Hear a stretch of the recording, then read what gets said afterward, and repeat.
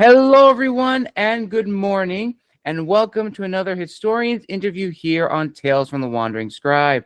I'm your host, Gabriel Garcia. Many of you know me as the Wandering Scribe and the Wandering Quill. And joining us today is an historian making their official debut here on the channel. Now, my guest today has a PhD in the humanities with a focus on cultural and historic preservation. She also has an MFA in creative writing, nonfiction, and an MA in Italian Renaissance art history from Syracuse University in Florence. Her research and her writing is focused on museums, monuments, and material culture. She is the author of 10 books, book chapters, essays, and blog posts, and presents at conferences around the world. She is a GPC-certified grant writer and works for clients across the U.S. So without further ado, let's give a huge round of applause to our guest today, Dr. Laura A. Macaluso. Laura, thank you so much for coming on the show. Thank you so much for having me. I'm very happy to be here in the new year. Excellent, excellent, Dr. Laura. So before we begin today, as a little icebreaker question, what's a little known fact that not a lot of people may know about you? Oh my goodness. I'm actually really bad at this kind of thing. But I was just in a class right before I came to see you today, and I'm actually refreshing my Italian studies. And Ooh. my classmates were very interested to hear that right now I'm walking a lot. Walking with a group of people, and we're walking 7 miles in the morning. And so I did that 7-mile walk before I went to work. So they were very surprised to hear that, because I don't usually present myself as being very, because they're talking about the new year and being athletic, etc. And I don't usually present as being that. So. All right, all right. And I love your bookshelf right behind you, all those books. I cannot tell you how many times I've had guests on the show, and the first thing I see is literally their array of books. Now, are all those books that you have like collected over the years that you have bought for your own personal read and possibly for research? That's exactly right. So, of course, you noticed the books, because that's what I noticed too when I'm talking to people on Zoom. I want to see their bookshelf and talk about what they have on their bookshelf. And I'm also in a writing group, and we are actually going to be doing that very thing starting next week, where we're going to bring to each other some of the books that are on our, let's say, our bed table or bedside table right now, because a lot of people get books for Christmas, so they want to share those books. Absolutely. Right. So my book collection is just like you said it. I definitely collect over time and have collected over a long period of time, because I'm a lot older than you. And then also I do collect books that I need for my research, for my projects. And I do have one shelf that is the stuff that I have produced. So it's a nice mix of things. So thank you for noticing that. Absolutely, absolutely. And I must say, you have quite the background. I mean, a doctorate in humanities, an MFA in creative writing, author of 10 books, several book chapters, essays, and blog posts, as well as presenting in numerous conferences, working in museums, having a background in Italian Renaissance art history, and more. I'm just very, very curious. What was the spark, the aha moment that really put you on this path? Well, I think that you probably talk to a lot of folks who are straight historians. Like they've been history majors at school, they go on to grad school and do history, and they do traditional history, and that's their thing, and they become, teachers, whether it's at the college level, or some of them maybe even, teaching high school or private school. But as I wrote to you last night, I'm actually an art historian. I mean, that's where my spark happened, where my inspiration, came from. And it does come from the museum world, which is that, in high school, I started taking some art classes in the local museum after school around the weekends. And so it was an art/history museum. So it was our local history museum. So I was, seeing these things, around, and we actually drew in the gallery spaces. Like they let Mm. us into the museum before, I think, visitors came, or maybe there were no visitors, honestly. That could even be the case. But we had our sketch pads out and we would draw the objects that were in the museum on display. And honestly, a lot of them were from their 19th century post-industrial cities where I grew up or went to school. And so we had, for instance, Charles Goodyear. Goodyear, is that his name? No, I can't even think of it. The man who invented rubber. So it was like, rubber, and his desk was made of rubber, and it was in one of the World Fair's expositions. And it was, gilded. I don't know how you gild rubber, but they did. And so we drew things like that. So that's kind of, I think, where it began to like go on a path that, in fact, I was never really able to turn back from. Like my path has, had different maybe arms on it, but it's never really backed wholly away. I've never changed the fact that I'm interested in things. And that's kind of where you can talk about art history and where you can talk about history, because material culture, which is kind of where I land, is both of those things combined. So Absolutely. Absolutely. And then from that point, Laura, after you decided this was something that you wanted to pursue and going through, all the schooling, getting your degrees and building quite the background in all the different avenues, ultimately looking on your journey thus far as a researcher and as an educator and teacher, what is the need or desire you want to satisfy for either your students that you are teaching or for people that you're working with on projects? And ultimately, the promise you're making, not just to yourself as the historian and researcher, but also to them. when I read this question, which you kindly provided beforehand, I thought that this was a very unusual and inquisitive and important question that not a lot of people bring up, which is, why are we doing this beyond ourselves? Because Right. that's where, we can rest. I certainly can rest very easily in the fact that it feeds my head and my heart. So that's why I do it. Right. Right. But it's not enough. That's not enough to say. And I think maybe also my answer would have been different before 2025, 2026, because things have changed so much in how Americans think about the practice of history, what its role is, how much we should support it, how much we can challenge it. It's things are very different. And also, my husband works in a museum and always has for his whole career. And because we have reached middle age, we do have this decades long expanse of time to look back on and to remember, like you just said, what it was like to be a student and to be a part of a process that was very particular, the way Americans did museums and the way they did university work, teaching. You had to fit into very particular patterns if you wanted to make it, to be a part of these things.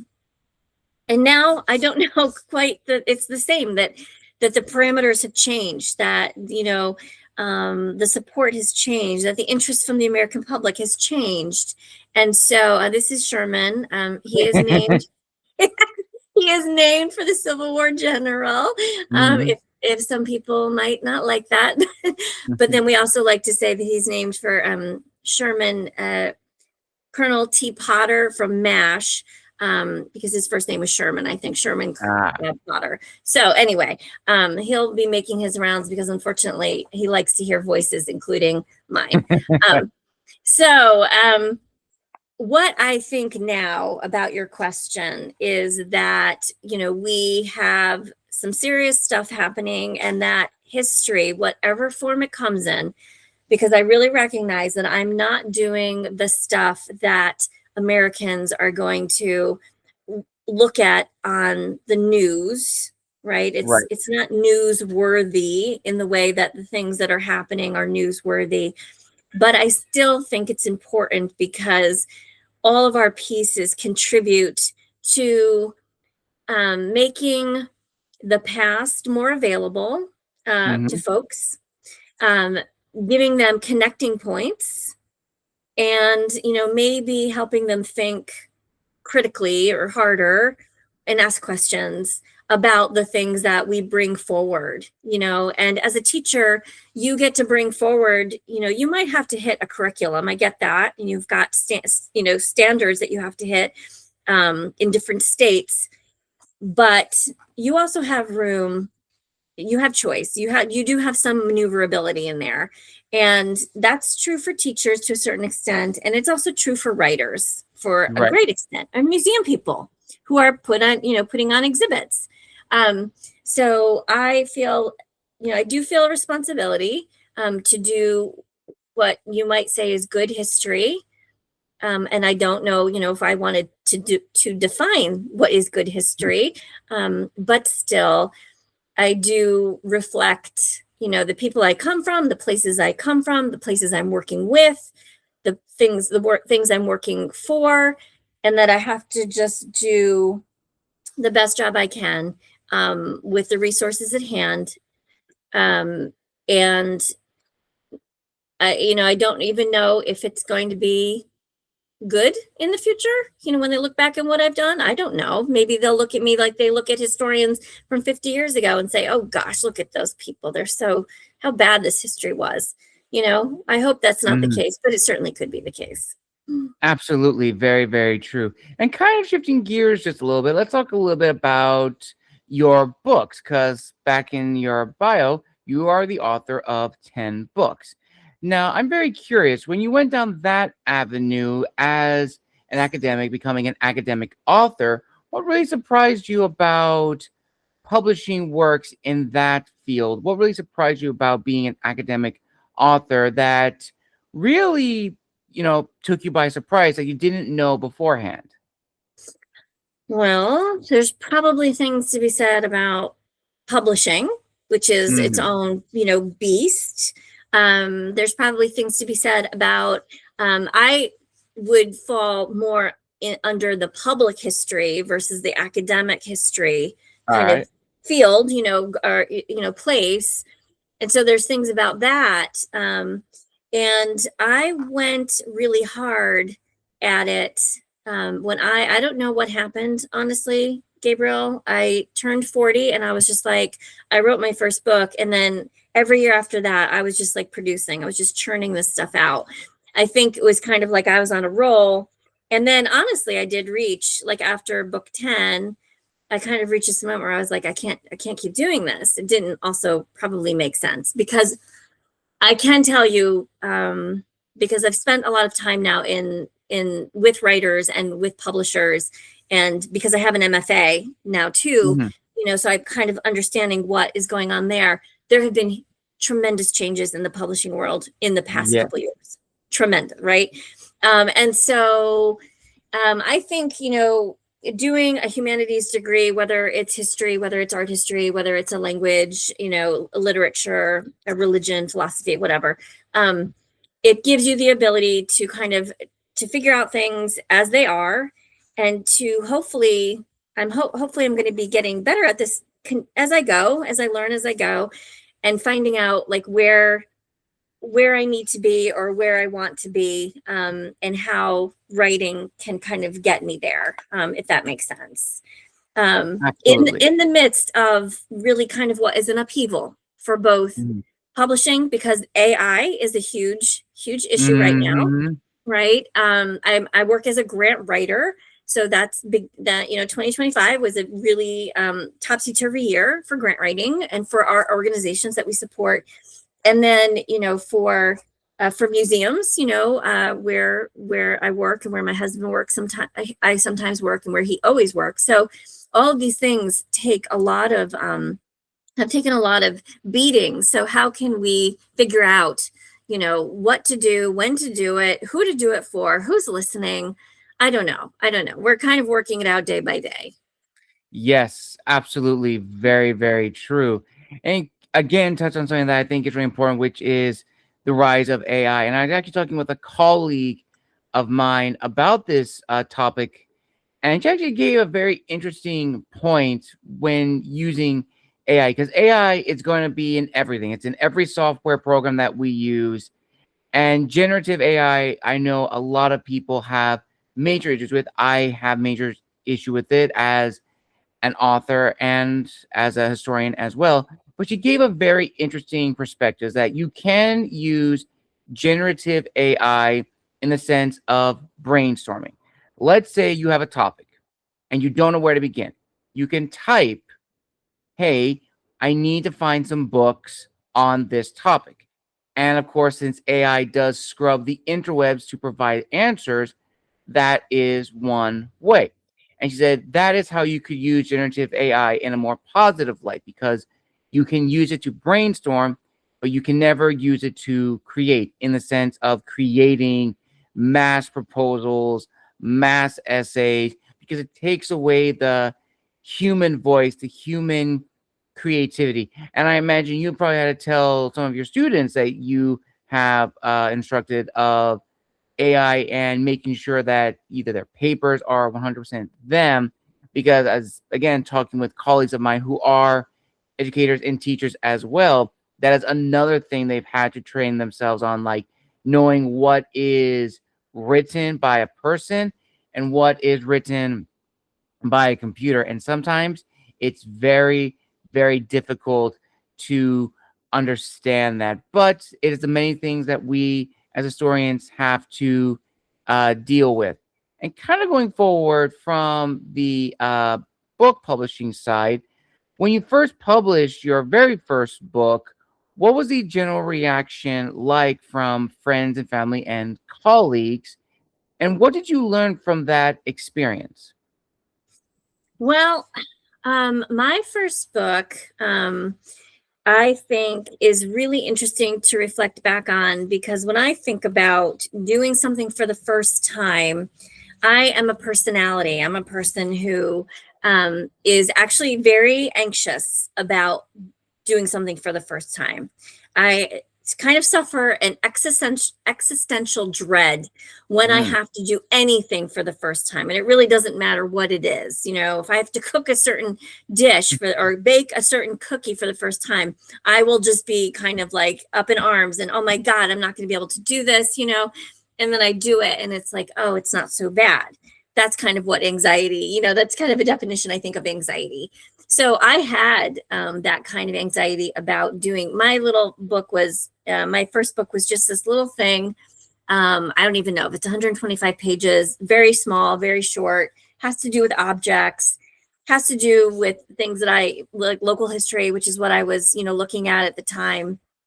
And I got through it and I did it. And it does kind of empower you then to kind of, you know, okay, it worked out. You can do it. You can do it again if you want to, and hopefully get better at it. So I don't know that anyone, you know, kind of looked at it and said and was celebratory about it, because I don't really come from, you know, writers like, or public, you know, people who have published really in a big way.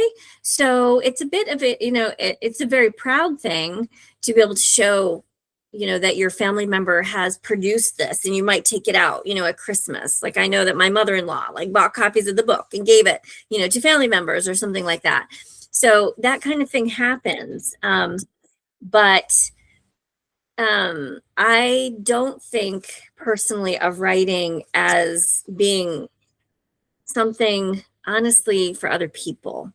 mm, You know, I mean, at the core, I write because I really have to, because it's kind of in, you know, I feel it inside me. Like I'm not calm unless I'm working on a project that it probably involves writing, right, in some way. right.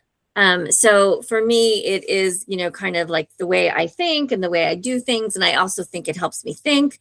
And therefore, I don't look at books the way that I think non-writers look at books, because they look Mhm. at books as, you know, oh my God, let's, have a party. Let's talk about this. Let's have let's have a book club and answer all these questions. And I'm like, I don't really care about that part of it because I care about the research and writing part of it. Yes. That is the exciting part, right? Mhm. So I probably have to get better about that because the truth is that the publishing world, no matter whether you're an academic author or a trade book author or an independently published author, of which now there are so many more, Yes. doesn't matter where you are on that spectrum, but you have to be interested and invested in what comes after the book is published. That is the way you sell books, is to Mhm. be a person, to be a personality, to be out there talking, to be a cheerleader for your own work. And, earlier, I kind of found that excruciating. I don't want to do that. I was never a cheerleader to begin with, let alone, for something like literature or history. But now I do certainly recognize that it has become one of the things actually that the publishing world talks about almost constantly, which is you need to be out there and because nobody's going to do it for you, period. Absolutely. And this kind of touches on another big question, which is as historians, as academics, and as writers, we are always trying to present our research in any capacity, whether that is essays, articles, chapters, books. Sometimes in the digital age, it has become very, very difficult to, how should I say it? It's never been more easy to showcase our work or to write something, but it's never been more difficult to market ourselves as historians to showcase what we can do. And that is very daunting and challenging, especially in the digital age and digital climate for historians, especially with this debate, which I love talking with colleagues on the show, which is who is considered an historian, because you have many of us who are academically trained and taught to write and speak in a certain way, and those that are history buffs or history enthusiasts who may not have gone down the academic roadmap of being a historian, but they create incredible historical content. They've done the research, they've shown their sources, and I can absolutely name quite a few out the top of my hand. But this debate exists, and it may spark this notion of, well, are we doing exactly what we're supposed to be doing, or are we just the court jester, so to speak, the imposter syndrome of being historians in a field that is dominated by others who are vastly more experienced than ourselves? So I'm just curious, Laura, for you as an historian, as a writer, and as an educator, have you ever had those moments of self-doubt and imposter syndrome? Of course I have. Absolutely. 100% every day still, I'm sure. you know, I think the thing about getting older again, so I'm Gen X, been around a little bit. Our generation, my generation, not yours, has, things said about it that some of them are probably true, about us, being the forgotten generation, not, things pass over us, go right from the baby boomers to millennials. Nobody ever writes about us. We grew up without a lot of parental kind of hands-on, parenting. So, I think that there's a little bit of like Gen X in my also imposter syndrome, which is that we're always on the outside. Let's say that we're always the Mm. outsiders. We're not the insiders. We're not the cool kids. We're always kind of the outcast, we're always the marginalized. Okay. I'm saying that with a grain of salt, knowing, who I am, and where I am, and, the privileges that I've had and continue to have. But the other thing about getting older is that, it does, I'll just say this, that it will lessen in volume in Mm. your head, because just, I think very practically, you have so much more experience. Like I have 10 books under my belt. I can't take that away from myself. Mm. It's there forever. It's a part of who I am now. And so you just become a little bit more comfortable And then I'm a woman, so it's kind of like we also have this saying about, women over 50, where we're kind of like, I could say something kind of rude, but we have listened to a lot of stuff over our lives. And so like I'm done, maybe we're kind of done listening to some of that stuff. And you have to follow kind of your passion, knowing that at the same time, you have to make a living, and that Mhm. really is where to me, the crux of this whole thing is, who gets paid to do history, and why can some people get paid and why cannot some, you know what I mean? Yes. And it's not getting any better. It's gotten worse. Since when my husband and I kind of started, in this business, 2.5 decades ago, it is different. And you have to be entrepreneurial, and which is, I think, what you probably are, and what Mhm. your generation is, much more so, I think, than older folks. But it doesn't mean that you don't want the same things, which is, a stable life, a potential, a care for health, a care for, being able to retire one day. Those are real things that we deserve too. And imposter syndrome sometimes helps you get, sometimes hinders your ability to kind of get those things, because maybe you don't feel like you can, attain X, Y, and Z in the history field. Um, Mhm. and that's just, we all, I think, deal with it in our own ways. And I know my husband does too, and he's an executive director and has been one, for many, many years, but it still can get to him. He has his moments, so it's normal. Absolutely. And this kind of segues into my favorite portion of the interview, which is the business side of being an historian, because no one really talks about the business side of this field. And I love talking with guests about this.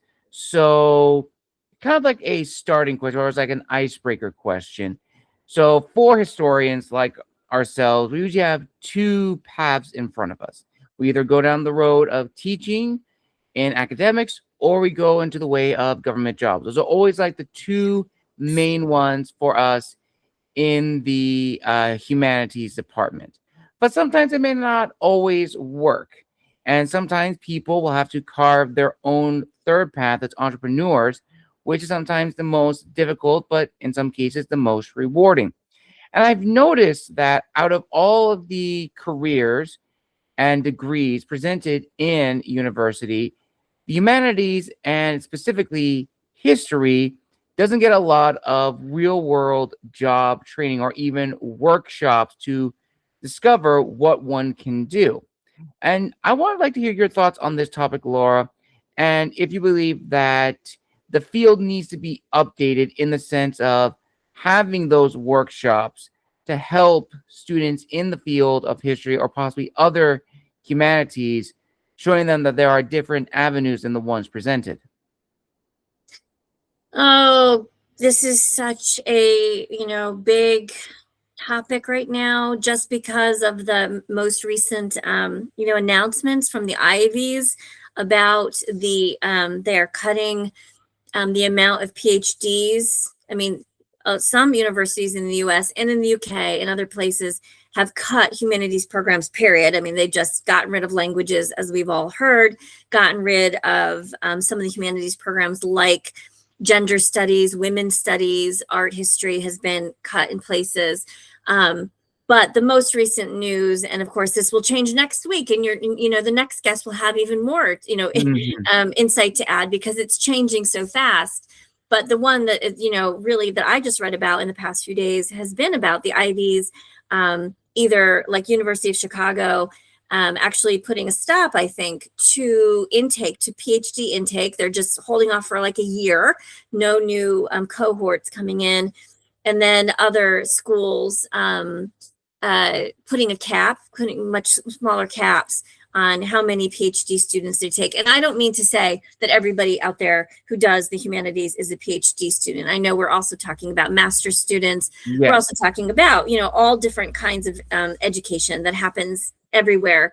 But just to use that as an example, because I do think that what kind of happens, at the top to these people to the Ivies, places. I mean, I go there to use their resources, but I've never been a student at an Ivy League school. But still, I recognize them as being important for the ecosystem of education in the United States and around the world, because we know that students from around the world have come to American universities to partake of our excellent research facilities because they're going to get jobs afterward, right? And kind of what you're saying about getting, how does this translate to work? And the common, kind of American problem that we've had forever and just is biting us right now even harder is, well, you're not valuable if you don't get a good job that makes a good amount of money, right? It always comes down to the, how much do you earn, and, how many, I don't know, how many car garages do you have or something like that, or how many bathrooms do you have in your house? And again, I do think that a lot of us humanities people, we are so dedicated to our love and passion for history and humanities that we're willing to kind of sacrifice some of those things that other people can get what seems to be easier. They can get it, like a STEM person, to me, seems like they could get their hands on those things much easier than we humanities people. Yes. And of course, I've been involved with the arts from the beginning, and the arts have been funded even in a worse way than history, and the humanities have been funded. I mean, artists and art have, there's just a very, very long history of underfunding the arts. So it's nothing new for me personally, but again, to travel through your life and to see, or not to see, things that are happening to you, your cohort, your field now. Like, I watch this now as, the field, what's happening to these people. It can be very depressing, and I don't know what the answer is about what you suggested in terms of, is it enough to offer, alternatives? Like, I'm really considered like an alt act person. Like, I'm gonna, I'm not on the an academic employed full-time by university, so I'm immediately on the alternative track. Would it have made a difference, to have been exposed? Because I can absolutely agree with you. No art historian professor of mine ever thought of anything else but you're either going to be a curator at a prestigious art museum, or you're going to be an academic. And there wasn't any other, you were really thought of as a lesser kind of being. But then again, is it just in my mind that it was considered that? No one ever came out and said, but it felt like that was the undertone of my education. And I also have the privilege, of watching my husband, who's been on what you might call a tenure track within the museum field, who has risen from educator, like the lowliest position. I mean, what's the lowliest position paid wise and prestigious wise still in museum? It's educators. Always have been, always will be. Why is that? Why is the American teaching, system still in so much trouble? Why don't people want to be teachers in, K through 12? Because they're not valued. They're not looked on as, being so important to society. They're always kind of like, oh, it's a teacher, So all of these things are coming to a head to me because we are so completely reshaping American society right now. It's happening whether we want it or not, and we're going to have to deal with it whether we want to or not. If you're older, then you might be able to kind of, my husband and I joke about kind of, can we get through, morally intact? Can we get through this? We can, but what about people behind us? I don't know. So I don't know that I've answered your questions, Gabriel, at all, but these are like, all these things are happening in my brain, about, if I was in the classroom, would I be encouraging people to become art history majors like I was? I don't know. I just don't know.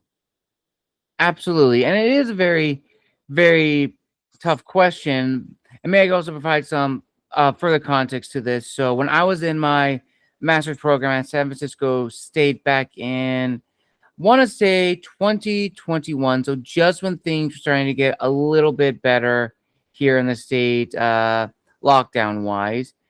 In the final few weeks of my program, I was invited to attend a workshop for the history department.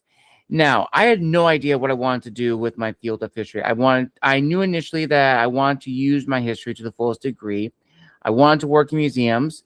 I wanted to curate, but I realized that I was kind of in the wrong field, at least at my university. A lot of the museum programs or museum jobs specifically wanted those who were either in museum studies or had backgrounds in museums, which I did at the time, but not enough experience. So in that seminar slash workshop, there was a guest who was there, who was a prestigious historian, but he was more well known for being a author, a nonfiction author. And when talking with him, he really gave me the courage to branch out and write about history. That's why, for people who know me beyond this show, I am also a magazine writer for a lot of independent publications, such as Strategy and Tactics here in the United States, In Command and Hellfighter, The Historians Magazine, a small press print based in the United Kingdom, and more. And that gave me the avenue to really explore history, but it also gave me something to really look in and refine, and that is how I write about history. Because as historians, we are trained to write in a particular way. We are writing for an academic audience whenever we're writing essays or reports. But if we're writing for the general public, that's when we have to retrain our brains to not be bogged down by the academic jargon and lingo, but getting our point across and still making it engaging, entertaining, and enlightening. So for you, Laura, as a researcher, as an educator, and as a writer, since you also have experience doing presentations and going to conferences, how have you been able to balance the two for you, showcasing the experience you've gained throughout your academic career, but also presenting history in a light that is easily understandable for the general public? I think you can do it. And I think it's easier maybe for some folks, depending on what they're working on, what their project probably is about. But this is, for me, where I am, like where I've been heading. So I wrote my dissertation about public art. At the same time, there's something was rising, called public history. And so I think of myself, kind of as straddling, one foot in each camp. And the point of both public art and public history is to do projects that speak to the public. It's not to do projects that speak to the ivory tower. And so, for me, I was already kind of like entering that realm. I was kind of in that realm from the beginning, also because I knew I was never going to be an academic. Right. And so maybe it's tougher for folks who, and maybe they don't need to. Like if you have a tenure track job and you're a great academic, then like my husband just did a book interview this past week with the author whose name, of course, I can't remember, but he just wrote the book about Teddy Roosevelt in the arena. Ooh. Fabulous, right? And he's this historian. I listened to him, like just brilliant man and a very, very easy, congenial speaker because my husband did the interview just like you and I are doing. So he doesn't need, honestly, because what he's doing is valuable for the public. He's, producing this, and he is a prolific writer. He just is producing tons of books, and these are probably 400-page books, they're not 200-page books. They're big, 400, 500, 600, So he's a brilliant man. And I don't think that people like that should be doing anything else because what they do is so valuable. And the classroom is so valuable. So I don't, begrudge them that. But there are those of us that, don't exist in that space. And Mm. there are other spaces to reach people. And so, you have found your spaces to do that, through publishing, through podcasting, through interviewing. There are, as you said at the beginning of this conversation, so many different avenues now that really didn't exist. They did not exist. I can say that for sure, 20 Right. years ago, but now they are here, and you have to figure out how to make wise use of them. I don't know if I answered your question. What was the second part of your question? Oh my God, I lost my train. No problem, no problem. So ultimately, the question that I pose to you, Laura, is from your experience in academia, getting your degrees, and the experience you've gained along the way, how have you been able to balance the academic side of you in terms of presenting history while also being mindful of the general audience that you're presenting to? Let's say you're at a conference talking about either a particular piece or a particular report that has just come out. In other words, understanding and finding your audience. So thank you for that, to bring me back to where I should have been to begin with. But because it has been more natural for me to try different things, to try presentations, and be with people wherever they are in different places around the world, to try different books, to try writing, blog posts or peer-reviewed. I mean, I've kind of feel like I've tried a lot of things. And really, it's about, if you have a passion that you want to share with someone, how can you find an avenue through which to do that? Right. And so, I'm kind of been forced in some ways with some projects. Like, for instance, I am going to have a piece published in the American Historical Review for June 2026, and it's called 76, as in 1776, 76 objects, and it's obviously for the semi-quincentennial. And it has to do with the wooden bust of an indigenous man's head that's in a museum here in Pennsylvania.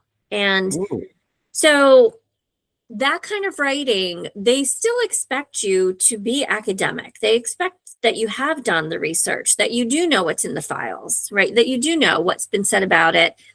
And then what I want to say about it is kind of a combination of what is available. But in the case of this indigenous man's bust, his name is Captain John Carleton, there's not a lot. And so there is room in the, what I love to refer to now as the historical imagination, to ask questions, to maybe pose, interrogations that maybe haven't been brought to this object before. And that would still be within the realm of doing history. So that's a part of how I address history and art history. But I also now write, for the first time ever, I'm writing historical fiction. And it has been a very hard thing for me to cross that line, to cross that boundary. It has been very uncomfortable, as the other people in my writing group will attend to, because I hate to say that it's really been a problem for me to say I'm writing historical fiction. Because what I want to say is I'm writing narrative nonfiction with fictional or speculative elements to it. But the core is still history, if that makes sense. Yes, very true. Very, very true. And pardon me. This also brings up something that I would love to hear your thoughts on, which is networking as historians, because from what I have found, and I think a lot of historians can agree, networking in this field and the other subfields is essential, because it opens so many doors and so many avenues. And I would just love to hear some of the people that you have networked in your life who have helped you on your journey. And also, in your opinion, if pretty much networking should also be taught in the classrooms to help historians and those in the humanities to broaden their horizons. I absolutely agree with your question and with the underlying, subcontext of this is, or substance of this is, that it is the thing that will help you get a job, right? Or will help you get paid work eventually. And I think one of the key things about networking that is that if you do not come from a familial background that does this already, because your parents haven't been involved with things, your family's involved with things, your grandparents did X in their town, you know, your family members serve on boards and know people. I think it is a very hard thing for people who don't grow up with that to learn how to do. So yeah, I kind of do agree with you that it's almost as though, think about like back the stereotype of the 1950s when women were forced to go through like finishing schools, women, so they could learn how to act like the future wives that they would become. They learned how to hold a teacup, how to have a small conversation, right? How to set a table. It is something like that. And all that was wiped away because, you know, thankfully so, because we weren't going to train to be, you know, housewives anymore. But at the same time, how do you train people? Because that's what really that is about. It's about a social network, right? Yes. And your people. So I think that for some people who are more, their personalities are easy or easygoing, it's maybe an easier thing to try on this persona of someone who's comfortable being a historian and saying I'm a historian and meeting people and going to a conference and going up to a group that you don't know and saying, hello, you know, I'm X and I do X. How about you? And then, you know, for other folks, you know, probably need a little bit more hand holding. And so I agree with that it seems like something very valuable, because it's not just about your career, even though it is about your career, but it's also about your whole being, your whole life. Your whole life is impacted by networking, and you just don't know it because it's happening all the time. And thank you. Absolutely. You're welcome. You're welcome. Now, are there any specific people that you want to give a personal shout out to who have helped you on your journey and possibly making those said connections? Well, I can think of, so the ways. So for me, I didn't become a board member of an organization until like too late. You know, you could be a board member, right? People younger than you are board members. And that's how you learn systems and how things work and build your networks. And so I have been board members. Now I've been board leadership, executive leadership now, you know, at my local library. I think it's super valuable. And I'm thought of kind of, you know, in a way as one of the history people. Like if someone has a question about a history topic, they might turn to me, you know, or a topic about exhibits or something like that. And so that's a great place to be. So I would be calling out, for instance, I serve on AASLH editorial board. I'm grateful for that experience. I'm grateful, you know, for the board experience I have for the Cumberland County, you know, regional library system where I serve, my local libraries, to my writing group, you know, who they are women across the country who are doing all sorts of things. I mean, there's just a lot of people that, you know, I certainly am grateful for, but it's because it's kind of like them opening the door and you stepping through the door. It's a little bit of both. So that's what I think about. Very well said. Absolutely well said. And as we arrive at the final question of this amazing interview, Laura, first I want to say thank you so very much. You provided such incredible insight into your background as a historian, as a writer, and more. And we've talked about a lot of great things, and you provide so many great answers to all these questions that for the final two questions, here they are. With everything we've talked about and more, what do you want people to take away from this interview? And ultimately, what is your word of wisdom to the fellow academics in the humanities department? Oh, well, I guess I could start with the second one first, which is that because I am not an academic, really, I just do some academic style writing. I don't have words of wisdom for them except to say that we believe in you and we are glad that you do what you do every day. And we're grateful, for the teaching that you are giving all Americans and beyond. And I do thank my teachers very much for that experience and exposure. And what I really hope is that we don't lose sight that history is, and the humanities, they're actually a lot of fun. They are so much fun. And it can be, right now it's really like, it's kind of a gray time because the fun seems like it's being, pulled out. The rug's being pulled out from underneath us. So it's not fun to watch things happen that you don't agree with.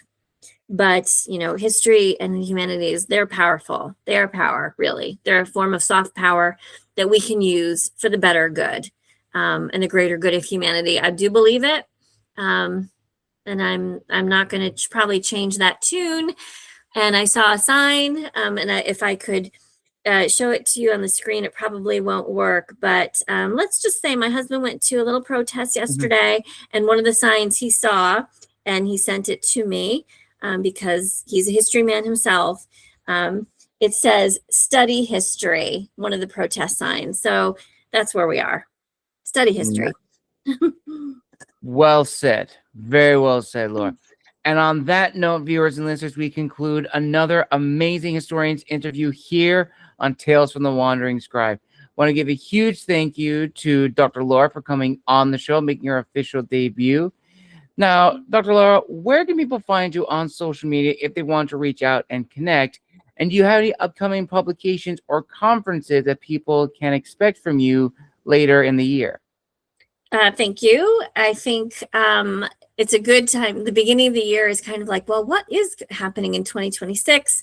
And sometimes it feels like nothing is really happening. And then you just give it a little bit of time and okay, things are percolating. So that's good. So anyone is welcome to reach out to me at any time. I do have a website. And on my website, which is www.lauramacaluso.com, my name, Laura Macaluso, you can email me through the website. And I have folks doing that, and I'm very happy to respond to them. So feel free. I'm also on LinkedIn under my name, which is an open, I think it's kind of an open profile. So you're welcome to connect with me. I'm happy to make more friends on LinkedIn, which I think is right now a really nice platform for museum folks and all sorts of people.